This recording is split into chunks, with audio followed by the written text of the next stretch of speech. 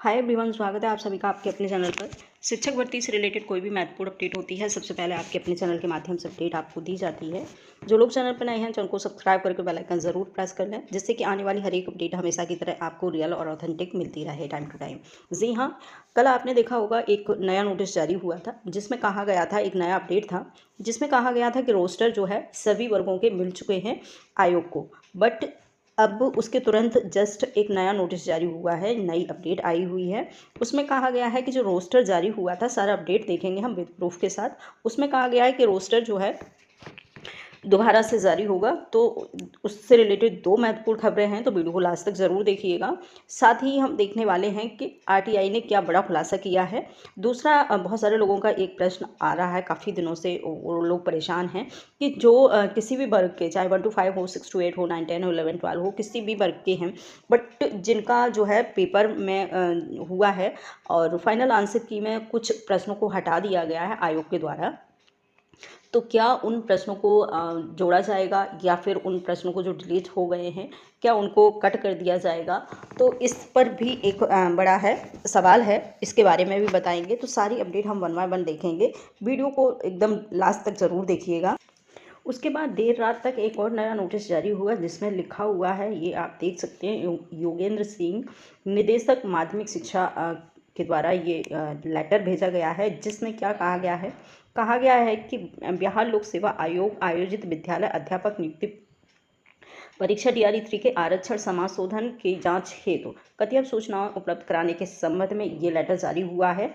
यहाँ आप डेट भी देख सकते हैं, डेट पड़ी है 24/10/2024 की, इस पर डेट पड़ी हुई है, ये आप देख सकते हैं, डेट पड़ी हुई है। अब ये लेटर देखेंगे, ये लेटर क्या बता रहा है। लिखा हुआ है, उपयुक्त विषयक बिहार राज्य विद्यालय अध्यापक नियुक्ति स्थानांतरण अनुशासित कार्रवाई एवं सेवाशर्त नियमावली नंबर लिखा हुआ है 23 के नियम 7 के तहत बिहार लोक सेवा आयोग वर्ग 9 to 10, 11 और 12 के अध्यापक नियुक्ति के हेतु DRE-3 की परीक्षा ली गई थी। DRE-3 के तहत नियुक्ति होने वाले विद्यालय अध्यापकों की नियुक्ति के आरक्षण समाशोधन कराकर उनके द्वारा विवरण भेजा गया था। ठीक है, सामान्य प्रशासन द्वारा आपके द्वारा भेजे गए आरक्षण समाशोधन की जांच किया जाना है। युक्त सामान्य प्रशासन विभाग द्वारा कतिपय सूचनाओं की मांग की गई है।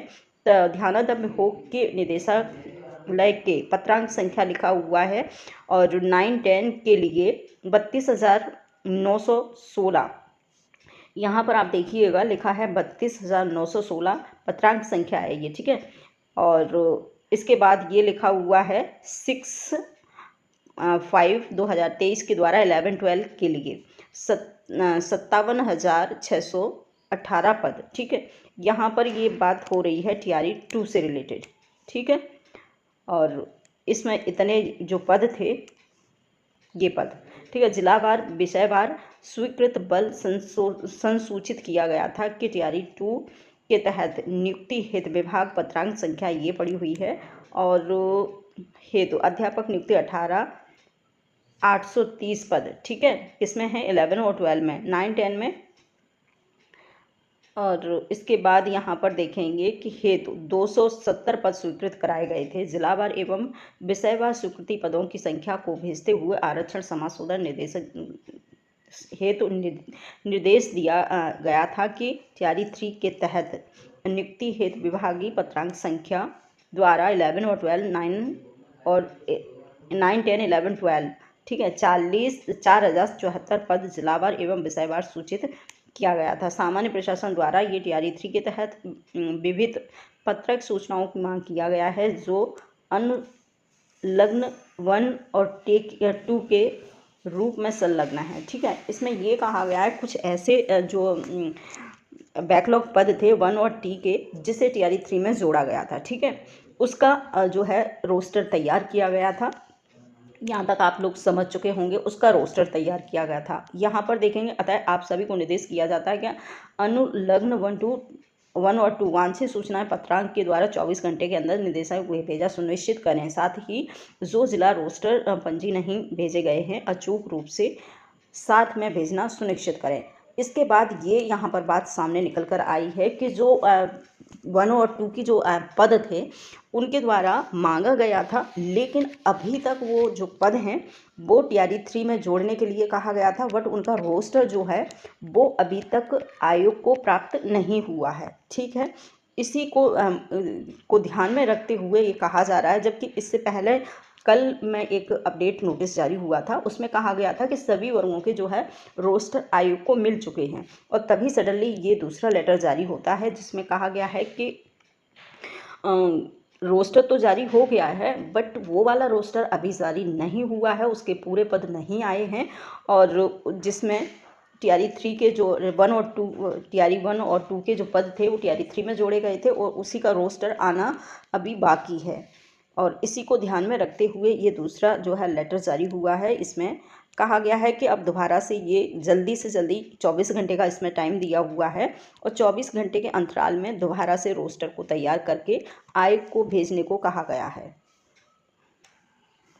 इसके बाद एक जो बहुत ज़्यादा सवाल आ रहा है, बहुत ज़्यादा इस पर कमेंट आ रहे हैं, वो है छात्रों का कि जो टीआरई 3 में मतलब सभी वर्गों की जो लास्ट आंसर की आ चुकी है, फाइनल आंसर की आने के बाद कुछ ऐसे जो है वर्ग हैं जिसमें कई लोगों के जो प्रश्न हैं उनको डिलीट कर दिया गया है कई प्रश्न पत्रों में।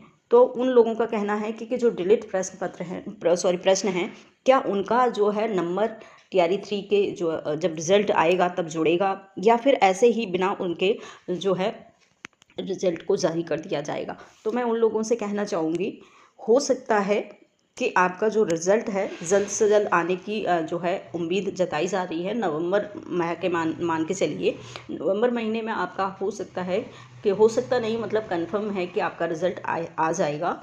बट इसमें क्या है कि जैसे मान के चलिए संस्कृत में आपके 7 प्रश्नों का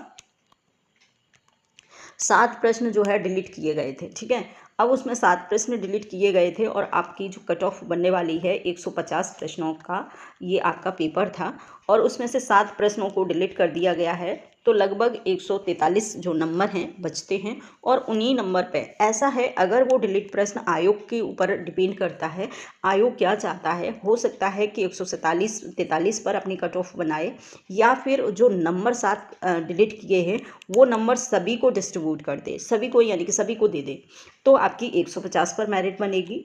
और अगर वो बिल्कुल डिलीट कर देता है, यानी कि अपने प्रश्न पत्र से ही उन प्रश्नों को हटा देता है आयोग, तो आपकी 143 नंबर पर आपका कट ऑफ बनेगा। ठीक है, और ये सभी के साथ नियम लागू होगा, ऐसा नहीं है कि कुछ लोगों के साथ हो। जितने लोगों ने संस्कृत सब्जेक्ट में अपना एग्ज़ाम दिया होगा तो ये सभी पर नियम लागू होता है। ठीक है, तो इस प्रकार से ये आपको उम्मीद करते हैं इसका आंसर मिल चुका होगा। ऐसे ही महत्वपूर्ण वीडियो को जानने के लिए चैनल को सब्सक्राइब एवं करके ज़रूर रखिएगा, साथ ही लाइक शेयर ज़रूर करा करें, जिससे कि थोड़ा सा हमको भी मोटिवेशन मिलता है कि काम करने के लिए कुछ रिटर्न में अगर हमको दिखता है तो ज़्यादा अच्छे से काम कर पाते हैं, और अच्छा सा उसका रिजल्ट भी होता है। तो थैंक यू। ऐसे महत्वपूर्ण वीडियो को जानने के लिए